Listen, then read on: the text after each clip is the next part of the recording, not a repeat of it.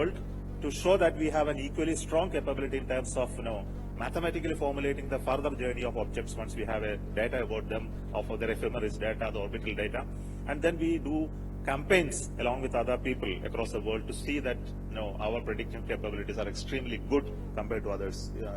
That's a very important domain that we work.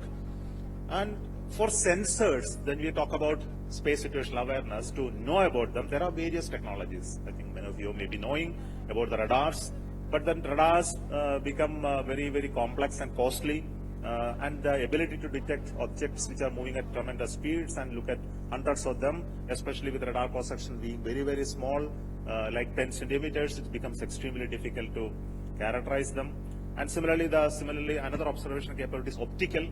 Optical was never been in the fray for some time in the past, but today the technology has been very, very good. Some of the optical observations across the world are really producing fantastic results. I'll show you some of them now in the future. And especially it is very good for geo, where the movement of the satellite is not very fast and you can focus on it and then get good images. And similarly, you can look at radio telescopes. You can look at signal characterization either through reflection or through radio frequency things, or you can use lasers, lidars, and also you can use space-based observations to look at objects and characterize them based on one satellite observing another satellite. So these are type of observational capability through sensors that we can create.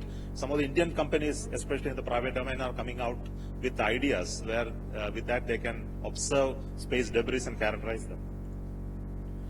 So I'll just show you some of the data which related to optical observations, a neuromorphic camera which has really produced fantastic results on some of the spacecrafts.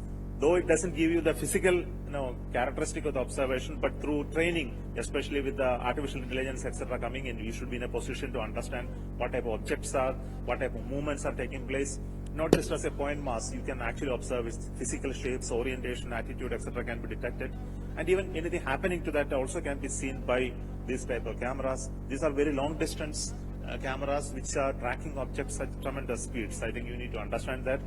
And they are it can be driven very automatically and put at very high frame rates. So with a collection of observation platforms across geographically separate location, you should be in a position to characterize its orbital characteristics very well and come to know about how you can handle later.